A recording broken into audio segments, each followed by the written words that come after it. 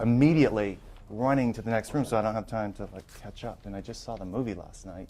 Oh, just really last late, night. and then you wake up, and boom, you're here. Right. We are rolling. But well, let's start out with one of the questions that I like to ask, because it gets some varied answers about. Okay. How did this movie come your way? Did you go through the traditional way? Did they come to you? Did they come to me? Did they come to you? And No, they didn't. We sort It's of hard. we met in the middle. Okay. Because I'm a fan of Barbet's work. Work, and I heard Reversal he, of Fortune. What movies? I love in Barfly. I like Barfly. But I love Maîtresse, and I love his documentaries. You know, and I heard he was doing a film, and I wanted to look into it and see what it was about.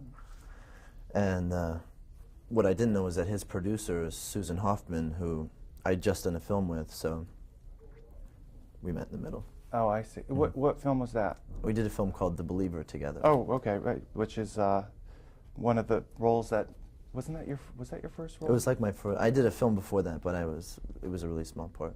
And that movie got you noticed, The Believer, for directors, producers. Yeah, the film was really. So you're at the. Did well for all of us. So yeah, so you're at an exciting time in your career. Definitely, yeah. What about working with Sandra? Now she's a producer on this movie, and she's no nonsense. And how was it working with her? It was really great. Yeah. Yeah, it was really great. She's yeah, the word that keeps, when I think of Sandy, I think of she's graceful. It's so comforting to have her on set. You know, you watch her deal with the crew, and she just sort of like lifts their spirits. You know, considering the tone of the film, it was pretty remarkable achievement to be able to do that every day for 5 or 6 months. You know, but very like this great attention to detail. You felt very taken care of with her as a producer, and then with her as an actor in a scene with you.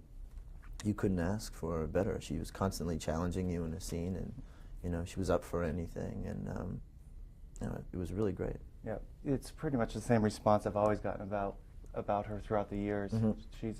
She wants everyone around her to be professional. Oh yeah. That's number one. Don't drop the ball. Right. And no, but she'll take care of you. Yeah. But she just requires from you what she requires from herself, and she's extremely professional, and you know, we should be too. Well, let's get to the plot of this movie. I know we can't really give away too much since it is a thriller that has a mystery. It's a mystery, and you don't want to tell what happens. But your characters are pretty dark, somewhat, I think. I mean, I hate to say it, but I don't feel bad for those kind of guys. You know, it's just like you don't like them. That's you know, good. some movies you do. You start to empathize with the perpetrator. They make you do that. Yeah. But that wasn't our, you know, we weren't trying to make these sympathetic characters. We were just trying to make them real kids. And when I was talking to Barbet, we were talking about how it's an old story, the basis of it. You know, I don't even know about this 1924 case, really. What, Leopold and Loeb? Yeah, I don't know why. Should I be It's embarrassed? basically, no, it's basically like, well, did you ever see, like, The Rope?